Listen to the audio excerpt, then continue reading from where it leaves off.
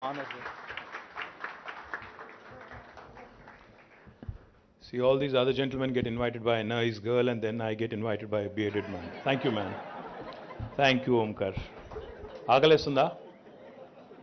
తినలేదా ఇంకా? I think half of you have eaten and half of you haven't, so nice. That's all not my fault. In fact, it's all Jayesh Ranjan's fault. I told him the meeting should be at 1 o'clock, but obviously Jayesh had other plans. So thank you for having us. Thank you very much. Thank you, Omkar. That was a joke, of course. You're a very good-looking man.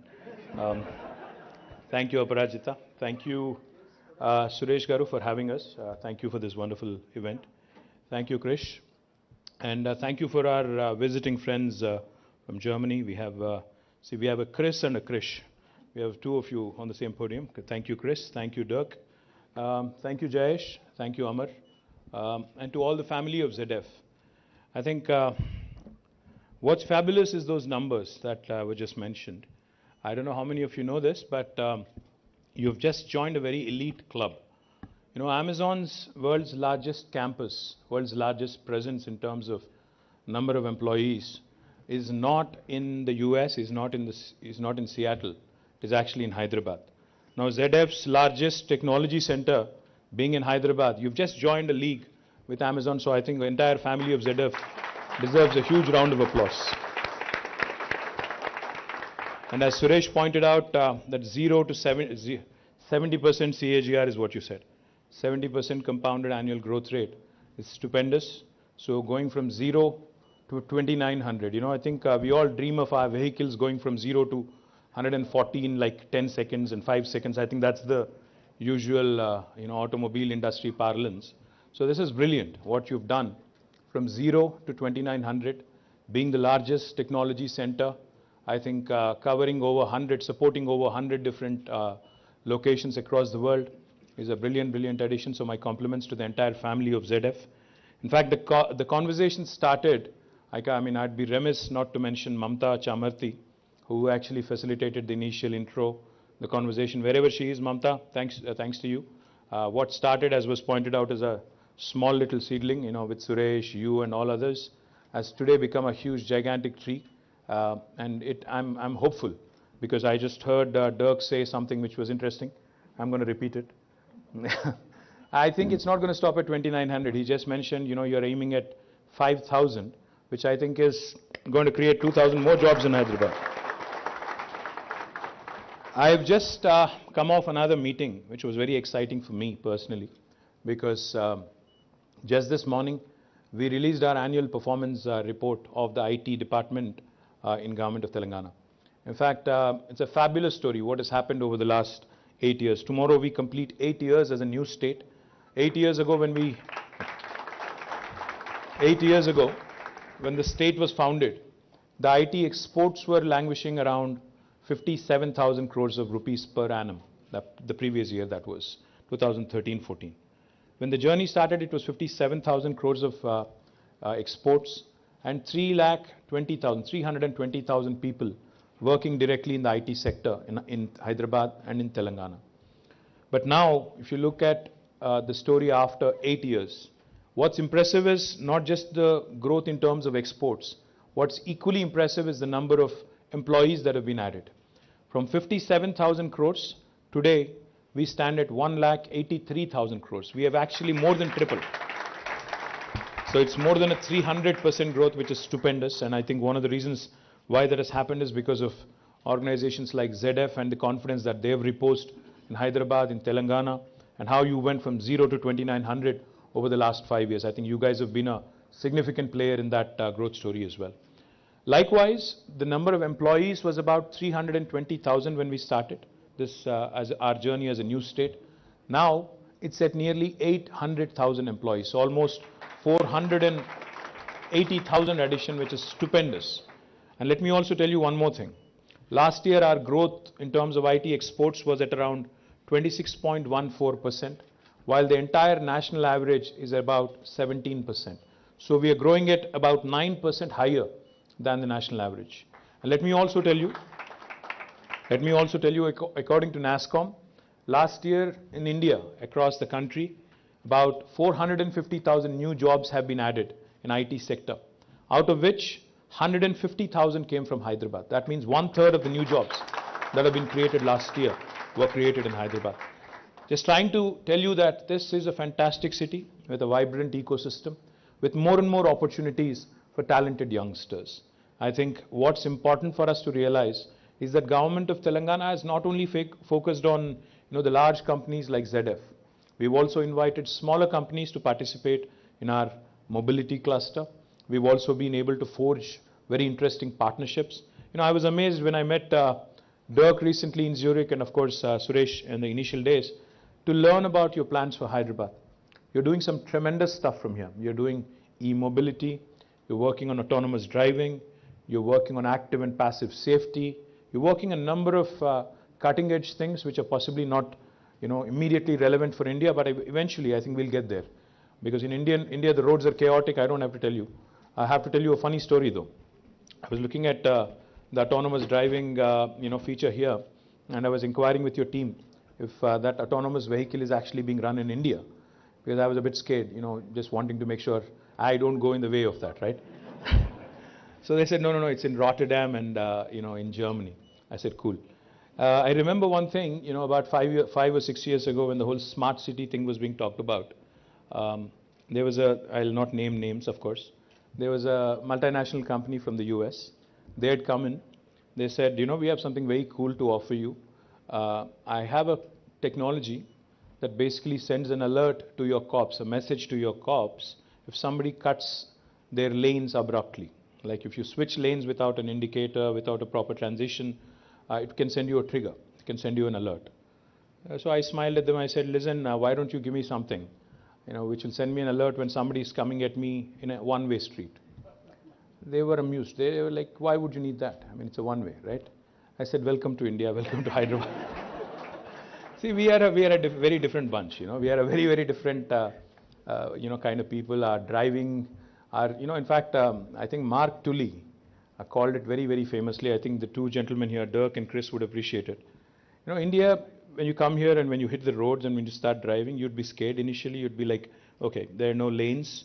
Okay, where is anybody headed? But Mark Tully called this brilliantly. He captured it brilliantly. He said, it's organized chaos. That's what we are. We are organized. You would think it's chaotic, but we are very organized chaotically also. So that way, I think ZF will have to write an entirely new set of programming and a new set of code for autonomous vehicles in India. That's the real challenge. If you can pull that off, I think, I think that would be the eighth wonder, I would imagine. I'm just joking, of course. I'm just joking. Please, to the press people, I was joking. I was not tarnishing India. I was not saying anything to India. If I'm saying anything, if I'm saying anything at all, it was all in jest. I'm not saying anything at all. Otherwise, I'll be called Deshdrohi, anti-national. A lot of things will get thrown at me in social media immediately. I'll be immediately expelled from the nation also, possibly. So, you know how it is in India right now, but I don't go there. So the point is, guys, you have a fantastic company that you work with, the fantastic company that you work for. But we have even better plans. In fact, we have invited ZF to be a part of TMV, the Telangana Mobility Valley. And you have some very interesting partners and interesting company there. You have Hyundai, who's working with us. You have Stellantis, who's working with us. You have Bosch, who's working with us. You have, of course, ZF. It goes without saying. You're in Pune, Suresh, so Intel, Qualcomm, Micron, and we also have Bharat Forge, the Kalyani Group. So all of these interesting players coming together and creating this mobility ecosystem is something that I'm truly upbeat about, because I believe the next frontier, because for India, from a jobs perspective, from wealth creation perspective, is in emerging technologies, and mobility is one very, very important sector. Sustainable mobility, shared mobility, and a bunch of other variants of mobility that people talk about. When I say variant, I'm sure you're all thinking COVID. And let me also tell you, our strengths in life sciences, again, are unparalleled. In fact, Hyderabad is home to 1/3 of human vaccines produced globally. So we are the vaccine capital of the world. So all the ZF expansion plans that you have, guys, you are in safe hands is what I'm saying. You don't have to worry about availability of vaccines and all. The other thing I also wanted to request Suresh. Suresh, I know you're based in Pune. I know you love Pune. I also went to school in Pune. I did my master's from Pune University. I also love Pune. I love Bangalore as well. But I think Hyderabad is the best, without a question. I love all these cities. Chennai is also nice. I mean, Chennai is also nice. They have a nice government, nice people. Delhi, I can't say the same, but I think they're also nice people. The government is not okay. They're okay. So Hyderabad is that location, Suresh, where you will get the best bang for the buck. I know that you just told me that for future manufacturing, that you would have us in your plans. But for that, you have to come here, see us more often. With Krish, you have to talk more often. We have to bring you to our brilliant biryani and brilliant halim here. We have great stuff, by the way, I have to tell you. You'll not get that in Pune, for sure. So all of this is what makes us what we are, a brilliant city. Communal harmony is intact, no nonsense here, no halal, hijab nonsense. We are focused on getting work done. We are focused on business. We are focused on economics, not politics. I think that's important, guys, because it's important for us to realize a country like India cannot afford to have politics supersede economics. If we have to create wealth, if we have to create jobs, if we have to really aspire to be the best in the world, there is no substitute for any government but to focus on economics, wealth creation, job creation, and not nonsensical propaganda alone. Politics can happen every once in 5 years. We can fight, we can let people decide who gets to do what, but the remaining time has to be completely focused on governance, delivering good governance, and ensuring that we create wealth for the nation. The reason why I say this is because each and every time I travel. Now I was in Davos recently. I went to the World Economic Forum. From there I came to Zurich. I met Dirk there. And then I flew back. I went to London for a day, picked up my family, and then came back here. Each and every time I visit any country abroad, and I'm sure most of you do the same as well, especially after COVID, I'm sure most of you are on that revenge tourism mode, and a lot of you want to travel. Each of you is posting on Instagram about wanderlust. I know all that. So each and every time I visit any other country, I feel really bad. I come back with a mixed bag of emotions.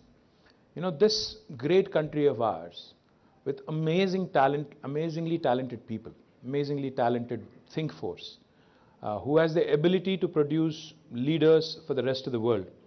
We have our own Indian guys running Microsoft, which is not too far from here. We have our own Indian guys running Google, which is also not too far from here, their second largest campus. We have them running IBM. We have them running Twitter. We have them running so many. I think I can count about 52 different large multinational companies which are being currently run by people of Indian origin. Now that is the talent of India which the world admires. But each and every time you go abroad, you see all these amazing people doing amazing things, amazing Indians doing amazing things overseas. Then you come back, you start thinking. I think all of us also need to think.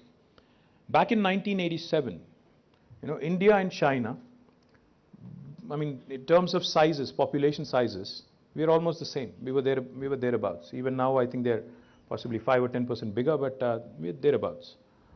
Back in 1987, 35 years ago, India and China, our GDP was exactly similar, $470 billion.